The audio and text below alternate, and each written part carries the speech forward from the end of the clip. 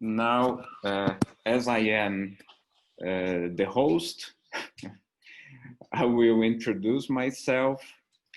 I'm currently affiliated to the University of Freiburg as an experienced researcher with CAPES Alexander von Humboldt Stiftung Scholarship.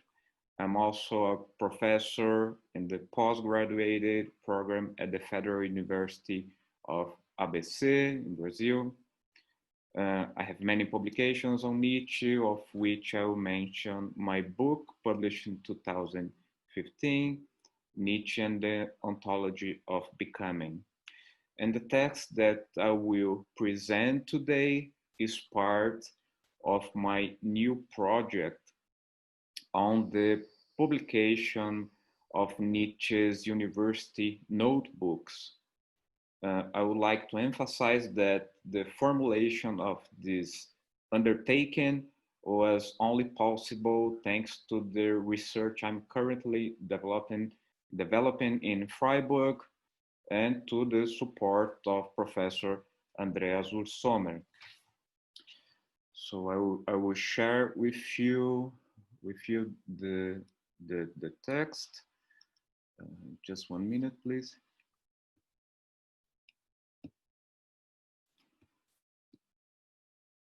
So here it is. So Nietzsche's Kollegnachschriften, ideas for an editorial project.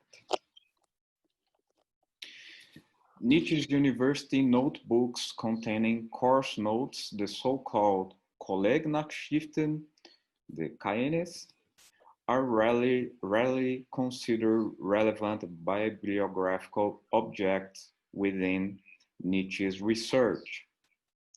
The notebooks are more directly used in biographical investigations, seen as nothing more than testimonies of Nietzsche's lack of enthusiasm with the contents of the course while a student in Bonn and Leipzig. This type of reading is supported by a statement made in '68 in which Nietzsche affirms that in his university notebooks there were nothing more than pitiful fragments, given that what really mattered to him in the classes was not the content being transmitted, but the methodological and pedagogical matters. It was Johann Fiegel who, among commentators, gives greater importance to this material. He points out that these notes document Nietzsche's first encounter with philosophy, with the main trends of philology, with interpretations of other cultures, etc. Moreover, in a less restricted perspective, these notebooks would serve as an instrument to trace the generation of ideas that will be mobilized by the mature Nietzschean thought.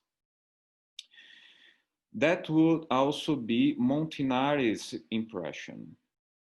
Fiegel shares precious memories of conversations in which Montinari emphasized the importance of this material for studies of both a biographical nature and of sources.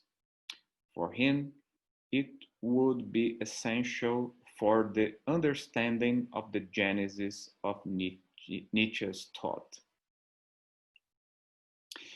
Anyway, Fiegel understands that these are only complementary texts that fulfill the function of an accessory to contextualization.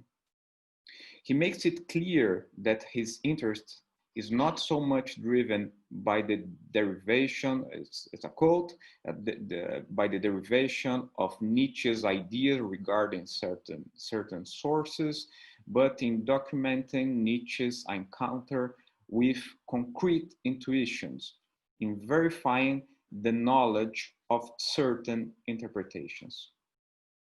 Therefore, with this declaration and intention to find a direct relation between the content of these notebooks to Nietzsche's own production is annulled.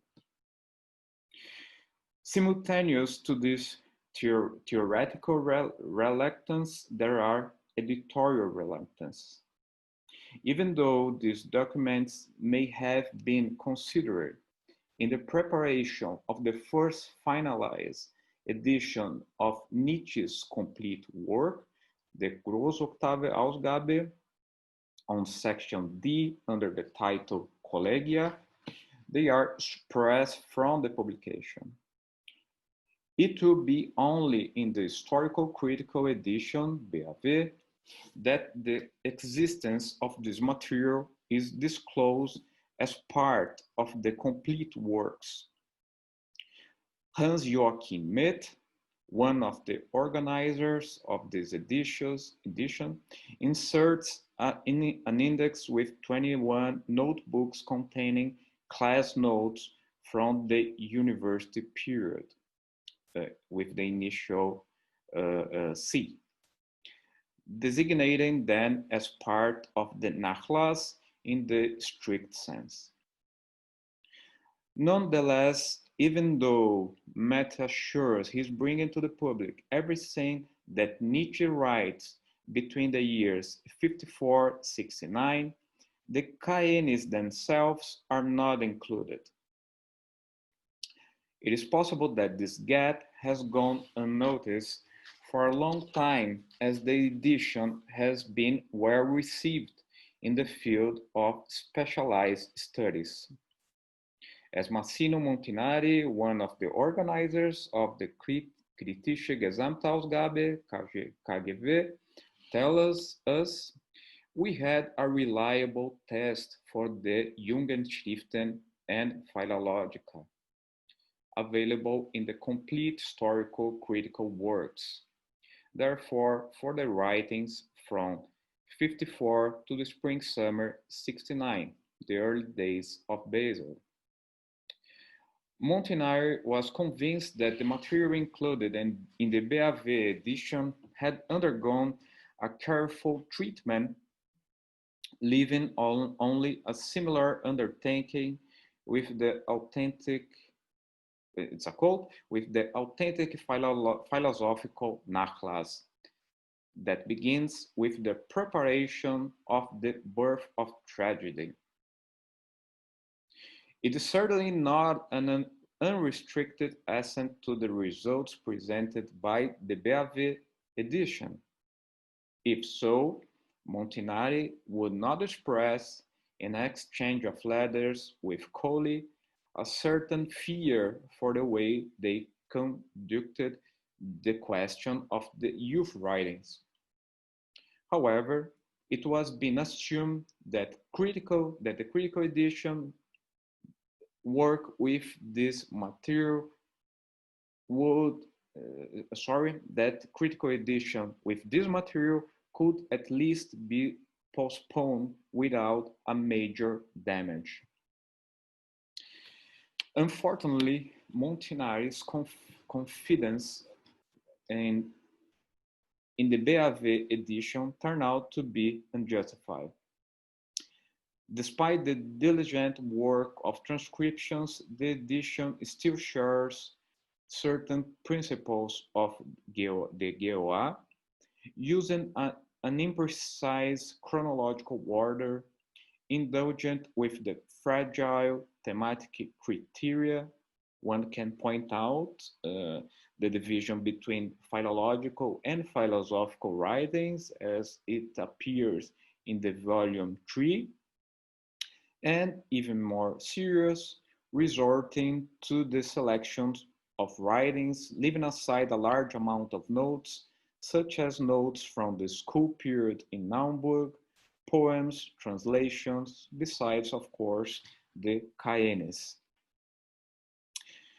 Taking this into consideration, an amendment of this gap was expected when Section 1 of the KGV was published in the 90s, one of the sections that Montinari had had left unattended next to section 2, which was presented as an edition that would correct the BAV edition. However, the gap involving the Cayennes persists. Even if Figel, responsible for organizing the volumes 2 to 4 of section 1, had asserted it was advisable to publish these notations in the most complete way possible, he declared in the preface of section 1 that only part of the Cayennes would be included as an appendix.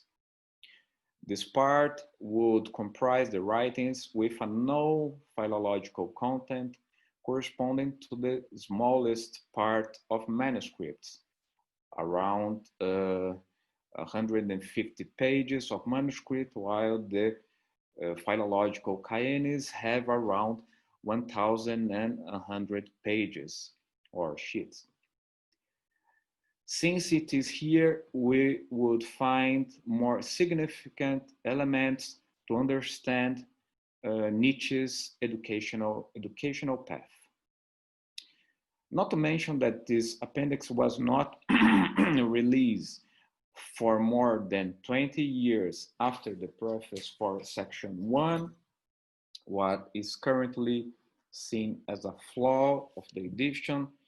The outline publication was based on disputable methodological criteria, precisely those criticized by Figel when addressing previous editions of the complete works, selection of writings, and thematic criteria of ordinance. As Christian Bene rightly pointed out, not only does Figel's decision suggest less importance of the philological notebooks, but it still reflects that, is a quote, disastrous and arbitrary separation of a philological and philosophical Nietzsche. An important first step to fill this gap in Nietzsche's complete work editions was given the contest of the project Nietzsche-Source, directed by Paolo Diorio. In its editorial line of work, we find here the Digitale Facsimile Gesamtausgabe, DFGA, which reproduces in a facsimile format a range of manuscripts, including the Cayennes. With the facsimile edition, it can be said that Nietzsche's university notebooks were published for the first time. All notebooks are online for consultation and download in the Notebooks tab of the website, organized in accordance to Matthew's classification, including corrections.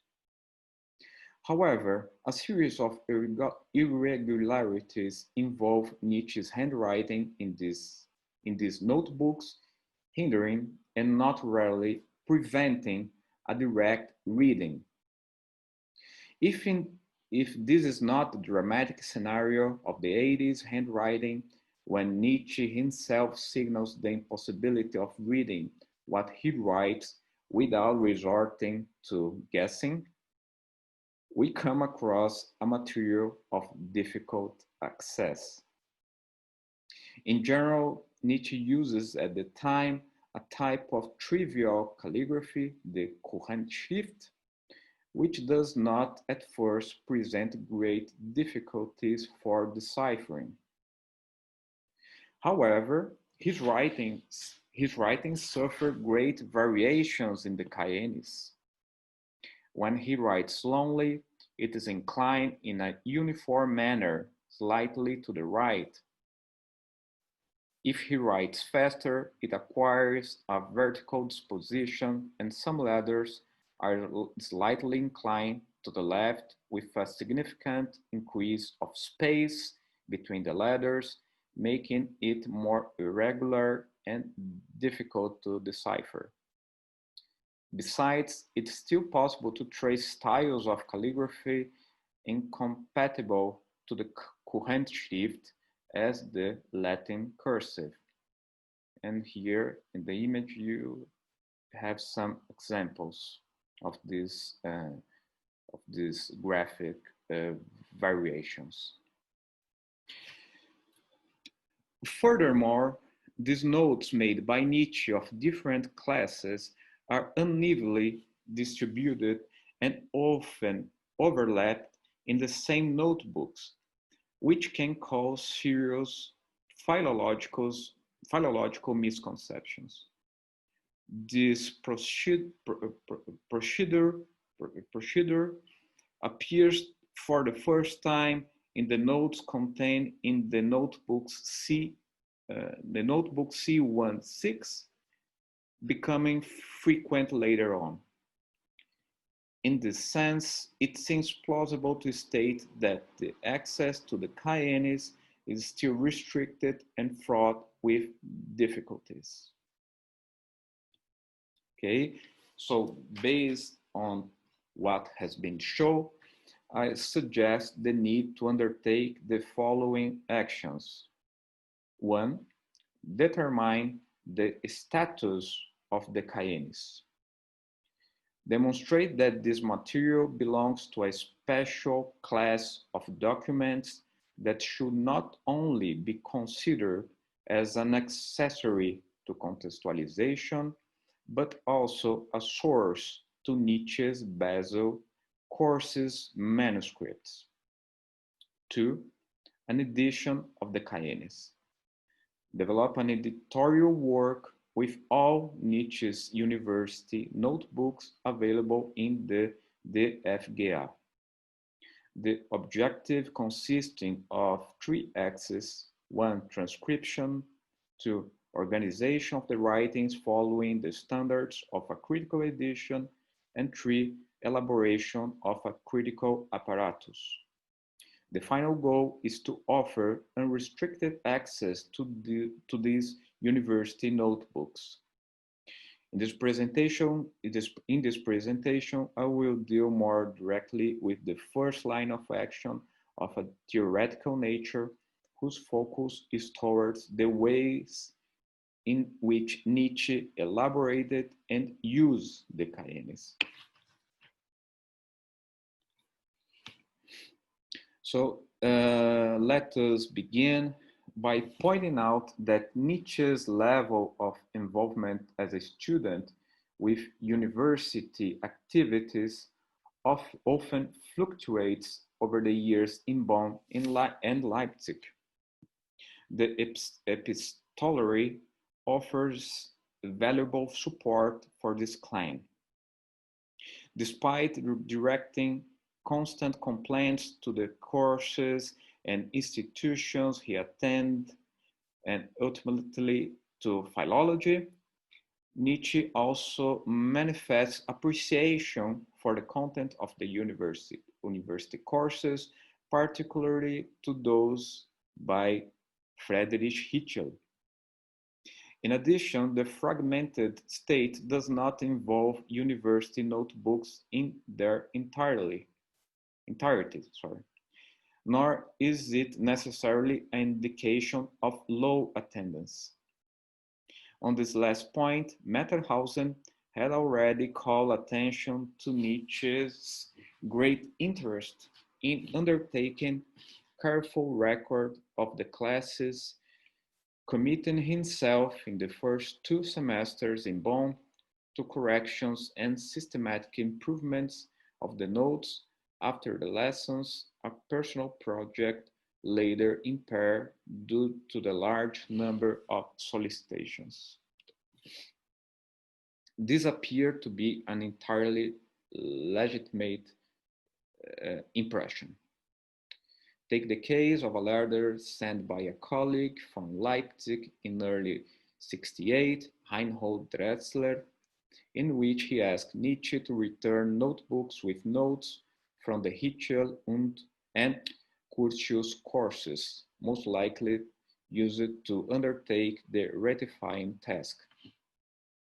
Besides, not all Cayennes show signs of incompleteness. As Hoyer points out, the notes of Curtius for Lesungen, and the notebooks of the sessions on Aeschylus and Latin grammar in the winter semester of 66-67 are comprehensive and seldomly fragmented. Now about the use of the caenis.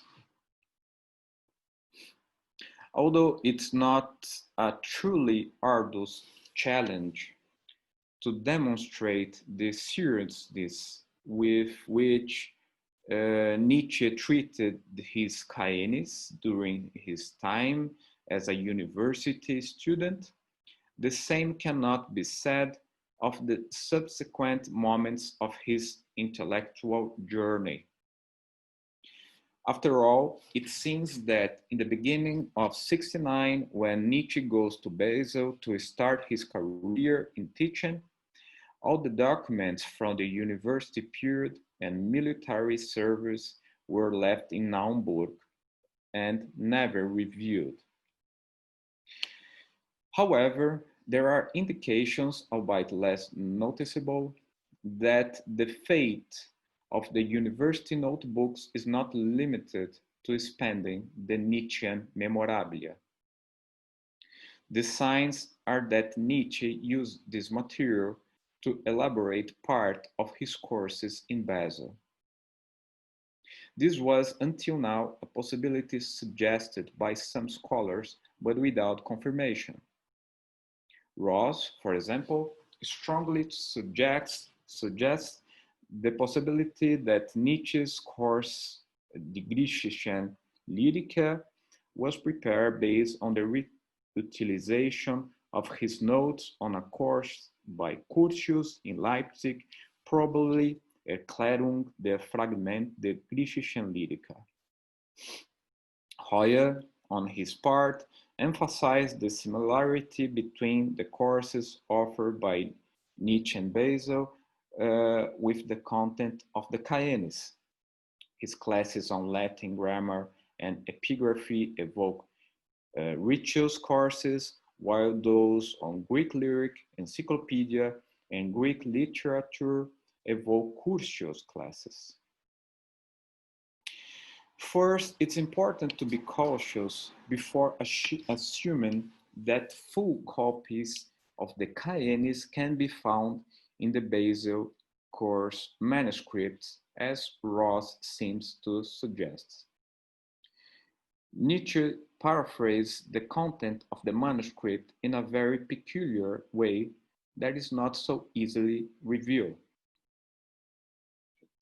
Let us remember that the tests of the Basel courses do not hold a good reputation due to the frequent identification of paraphrase or literal quotations alongside the rare technical and conceptual innovations.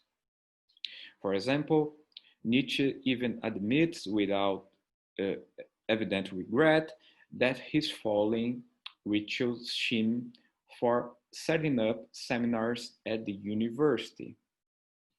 This kind of recognition influences the opinion that his interest in university life, now as a professor and researcher, was minimal, and that the reading of the manuscripts of the courses he created must be devoid of high expectations. However, this is again a premature conclusion that supports the romanticized vision of the true Nietzsche, which would arise as the iconoclastic and adverse to institutions impulses mature. As we saw in the case of the period as a student, Nietzsche expresses ambiguous feelings about the experience as a teacher at the University of Basel, which are extended to the appraisal of the courses he plans and teaches at that institution.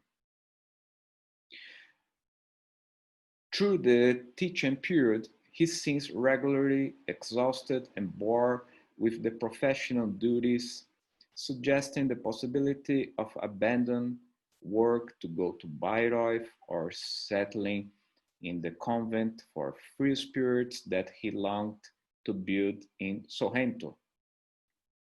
At the same time, though, he reports satisfaction with life at the university and with the courses he offers, even in the days leading up to his retirement due to his declining state of health.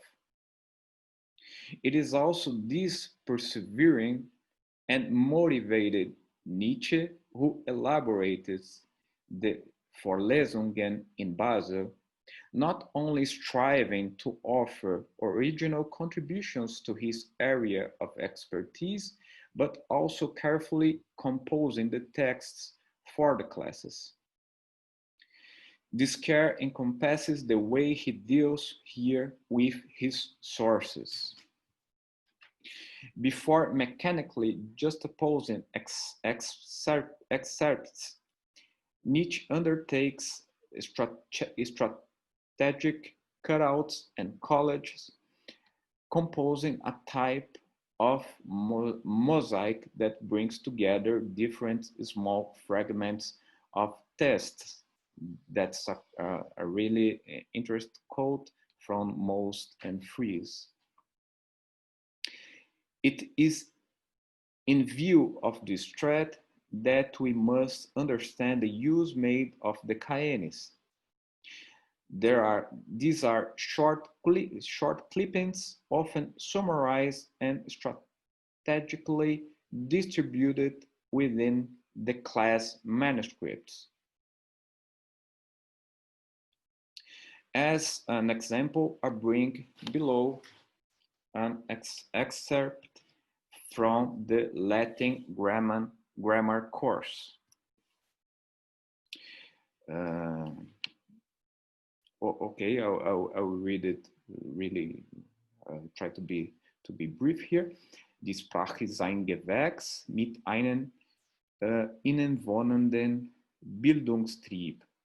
Dabei ist nicht so zu unterschätzen die Ausbildung durch den bewussten Menschgeist, theoretische Festsetzung durch Doktrin, wenigstens bei Latein. Anders bei den Griechen, die grammatischen Untersuchungen treten erst hervor, als die Sprache fertig ist. Bei den Lateinern, bei den ältesten Dichtern ist die Reflexion tätig. This passage evokes a scheme contained in the Kollegnachschriften of Hitchel's courses, usually located at the beginning of this course. It follows a particularly concise passage from Institutiones Grammaticae Linguae Latinae. Die Gesetzmäßigkeit einer physischen Entwicklung, zumeist durch Wilhelm von Humboldt entdeckt.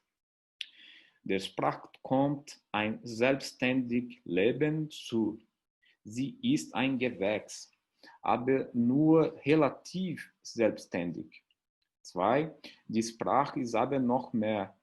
Der Sprachstoff wird bestimmt vom Geist des Menschen, vom logischen Denken aus Vornehmlichen. Wesentlich durch die kantische Philosophie fand dieses Prinzip seinen Hauptvertreter in der germanischen Schule. Aber mindestens so viel hat die Fantasie dazu beigetragen, besonders die Poesie, der ästhetische Sinn. Der dritte Faktor untergeordneter Natur ist die theoretische Festsetzung durch die reflektierende Doktrin. It should be noted that in the quotation of the course on Latin grammar, Nietzsche suppresses the reference made to Humboldt and Kant, does not clearly separate the points, and finally overlaps the last two in the same sentence. Even so, it becomes evident that we are facing the so-called three factors for language formation outlined by Hitchell, registered in the Caenis and reused by Nietzsche in the course on Latin grammar. We have seen, therefore, that university notebooks belong to a special category of documents which can be added to the catalog of the Nietzsche personal library. Although they are not exactly book notes or journal articles, they are reading records of an external knowledge that will later influence and at times be paraphrased in Nietzsche's production. This broadening of meaning means that his material needs to be treated with greater seriousness, starting with its full publication in the format of a critical edition, since the study of sources is currently one of the main investigation trends within the scope of Nietzsche research. So thank you very much for your attention. And now I will be once again the host.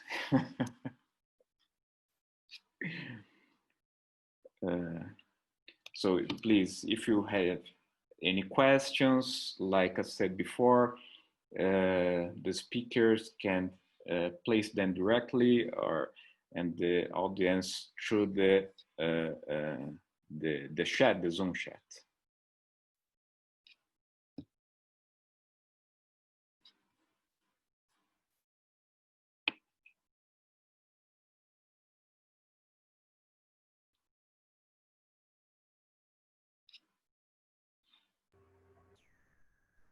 Thank you so much, dear Eduardo, for this most intriguing presentation of this really important project. I would totally agree that it is necessary to present readable text because nobody is really able to handle these manuscript facsimiles we find on Paolo's Nietzsche Source database. I would like to know how you consider this old, let's say, prejudice, perhaps, that one should exclude these Kollegnachschriften from critical edition of Nietzsche's works because it is not at all an original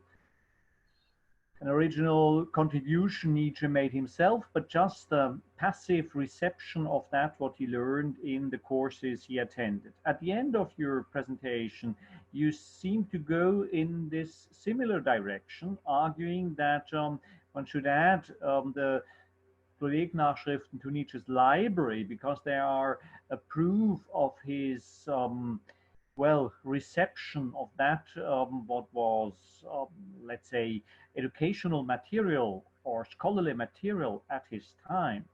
But on the other hand, one could also assume that he was in the processes, in the process of noting already a creative intellectual. So, do we really know whether he did not already transform when writing his Kollegnachschriften that what he heard into, well, something of its own character, of its own right? One could find out this only when we could compare Kollegnachschriften of other students being in the very same university course. For example, in the case of Ritschl, perhaps you could find such Kollegnachschriften somewhere in the context of Erwin Rohde or of other students Nietzsche went to the university with.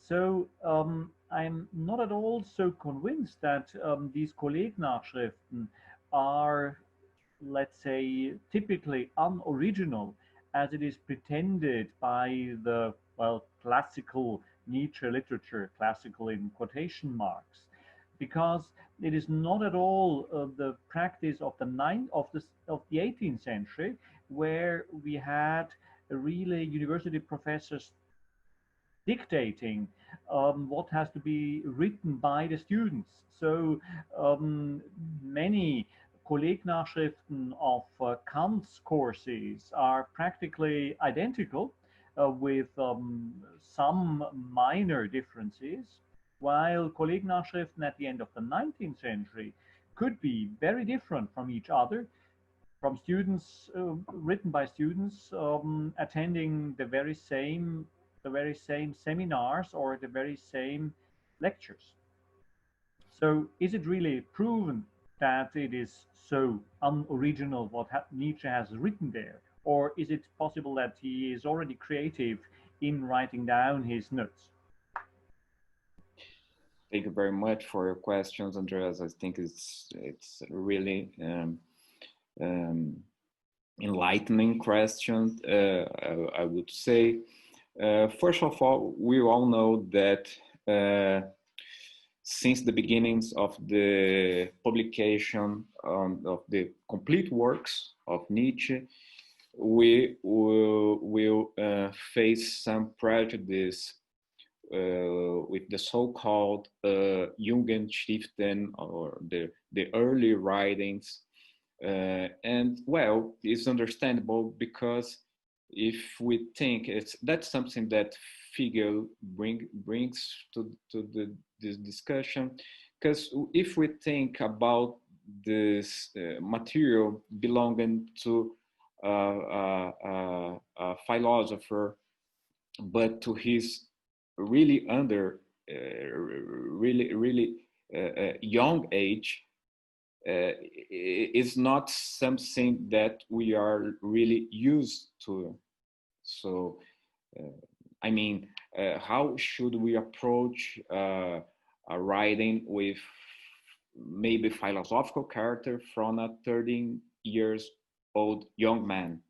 So I think that's of course it is a prejudice, because we are assuming that a young person cannot be considered mature, intellectual mature philosopher, but it's still difficult to categorize, or maybe to treat, to find a consistent method to treat this material. So regarding the more directly the Caenis, I still don't have an answer to a satisfying answer to this interesting question. I guess you're completely right. If we, well, that's something that I made recently. If we compare the notes from Nietzsche's,